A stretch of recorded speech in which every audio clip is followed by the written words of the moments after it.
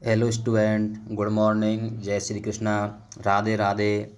I hope सभी अच्छे एवं स्वस्थ होंगे और आपकी तैयारी भी अच्छे से चल रही होगी।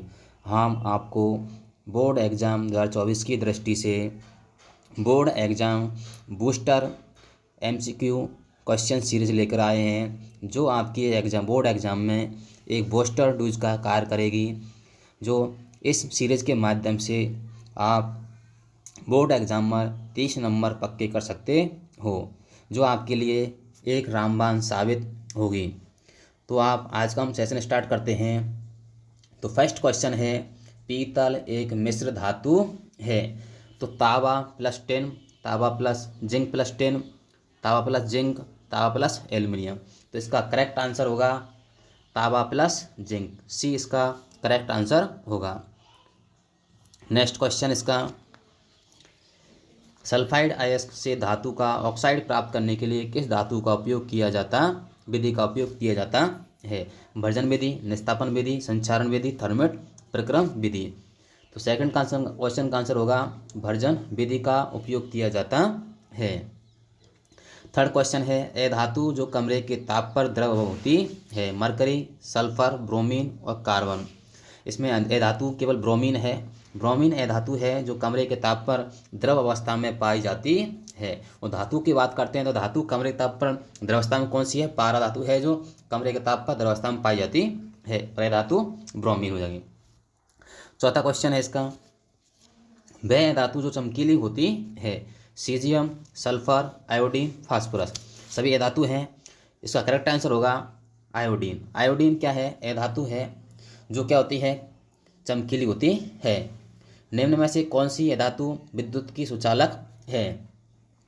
आयोडीन, ग्रेफाइट, हीरा और सल्फर। तो ग्रेफाइट क्या है? ग्रेफाइट धातु है वो ए धातु क्या होती है? विद्युत की सुचालक होती है। वैसे तो ये धातु क्या होती हैं? विद्युत की कुचालक होती हैं, जबकि अपवाद के रूप में ग्रेफाइट क्या होता है? विद्युत का सुचालक होता है। आयनिक यौगिक निम्न में से किसमें घुलनशील होते हैं? बेंजीन में, पेट्रोल में, जल और केरोसिन। छठे क्वेश्चन का करेक्ट आंसर होगा सी, जल। जो आयनिक यौगिक होते हैं वो जल में घुलनशील होकर आयन बनाते हैं। केवल जल के अंदर ही घुलनशील होकर आयन बनाएंगे, न कि केरोसिन, पेट्रोल और बेंजीन के अंदर। सातवें क्वेश्चन का आंसर होगा, विद्युत तारों की परस्पर वेल्डिंग के लिए प्रयुक्त मिश्र धातु है? कांसा, पीतल, सोल्डर और घटा धातु। तो इसका करेक्ट आंसर होगा सी, सोल्डर धातु है जो इलेक्ट्रॉनिक उपकरणों में के क्या होते हैं? तार या वेल्डिंग के रूप में यूज की जाती है। आठवां क्वेश्चन है, कुछ धातुओं को पीटकर पतली चादर बनाया जा सकता है, इस गुणधर्म को क्या कहते हैं? तो नीचे देखिए, तन्यता, आघातवर्धनीयता, ध्वनिकता, चालकता। ये सभी धातुओं के क्या हैं? गुण हैं। तन्यता का मतलब होता है धातुओं को पीटकर तार खींचना, जबकि ध्वनिकता का मतलब होता है इनको पीटने से क्या होती है? ध्वनि उत्पन्न होती है। चालकता में क्या, उसमें इसकी क्या होती है? ये ऊष्मा और विद्युत की क्या होती है? सुचालक होती हैं। जबकि आघातवर्धनीयता का मतलब होता है कि धातुओं को पीटकर पतली चादर बनाई जा सकती है। नेक्स्ट क्वेश्चन, सोल्डर नामक मिश्र धातु के अवयव हैं? सीसा प्लस टिन, लोहा प्लस टिन, लोहा प्लस टिन, सीसा प्लस तावा और तावा प्लस टिन। तो इसका करेक्ट आंसर होगा ए, सीसा प्लस टिन।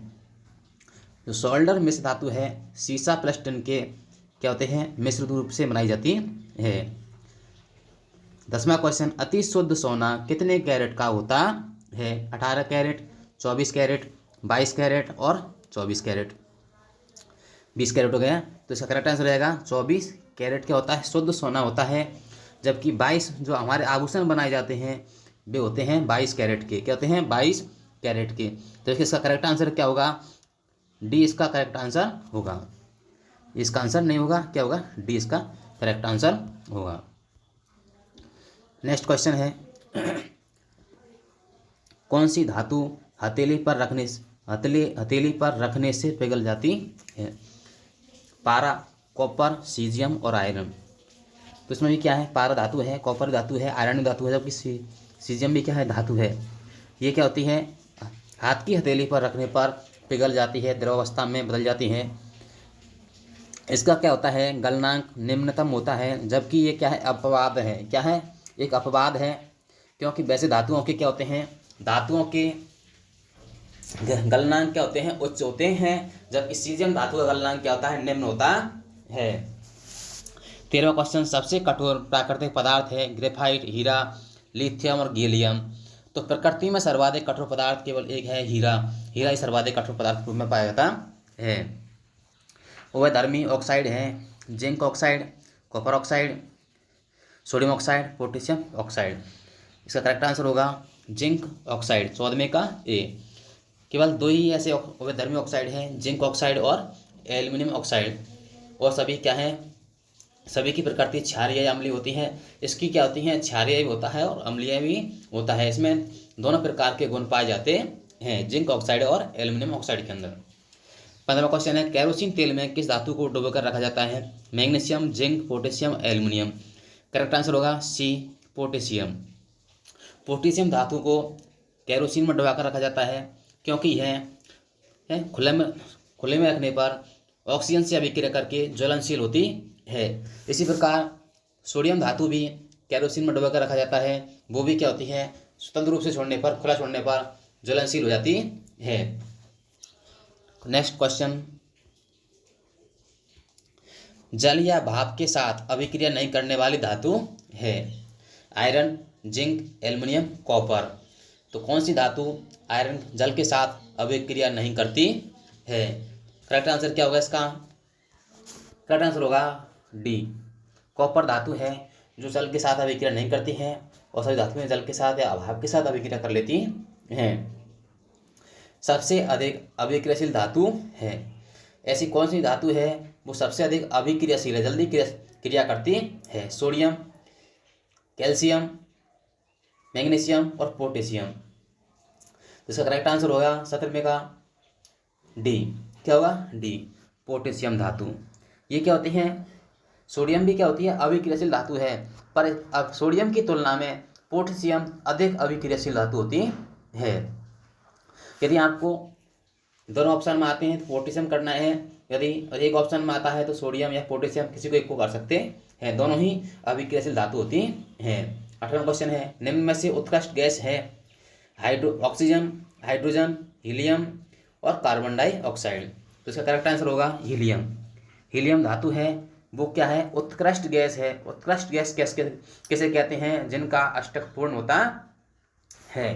तो देखो आपने इसका क्या होता है, जो बाह्यतम कक्षक होता है उसमें इलेक्ट्रॉन क्या होते हैं, पूर्ण होते हैं। हीलियम का इलेक्ट्रॉन विन्यास क्या होता है, 2 होता है, और इसके कक्षक में, पहली कक्षक में क्या आते हैं, परमाणु के प्रथम कक्षक में 2 इलेक्ट्रॉन आते हैं, और इसके प्रथम कक्षक में 2 इलेक्ट्रॉन होते हैं, पूर्ण होता है, इसलिए इसे क्या कहते हैं, उत्कृष्ट गैस कहते हैं। नेक्स्ट क्वेश्चन, प्रकृति में स्वतंत्र अवस्था में पाई जाने वाली धातु है मैग्नीशियम, एक सोना, लेड और एल्युमिनियम। प्रश्न होगा बी, ए का मतलब होता है सोना। सोना क्या आती है, प्रकृति में स्वतंत्र रूप से पाई जाती है, किसी के साथ नहीं, मिश्र रूप में नहीं पाई जाती है। सिनेमा किसका अयस्क है, सीसा, iron, copper, mercury. Correct answer होगा इसका डी, मरकरी का क्या है, ये अयस्क है।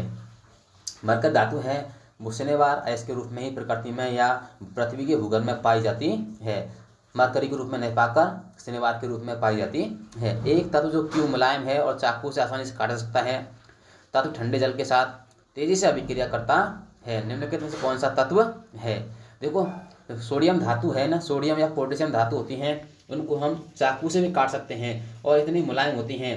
तो क्यों का आंसर हो जाएगा इसमें, पहला है पोटेशियम, एजी सिल्वर, कॉपर और लेड। करेक्ट आंसर होगा इसका ए, पोटेशियम धातु है वो क्या होती है, मुलायम होती है। पीतल तथा कांसा दोनों में उपस्थित धातु है। पीतल किससे बनती है, कॉपर प्लस जिंक से बनती है, और क्या बनता है, जो कांसा बनता है पीतल और कांसा। तो कांसा किससे बनता है, कांसे के अंदर होता है कांसे के अंदर, पीतल में तो क्या होता है, कॉपर और जिंक होता है, और कांसे में क्या होता है, कॉपर और टिन होता है। क्या होता है, कॉपर और टिन होता है।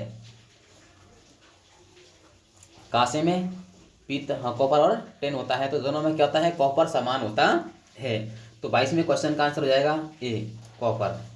एक्वा में सांद्र हाइड्रोक्लोरिक अम्ल व सांद्र नाइट्रिक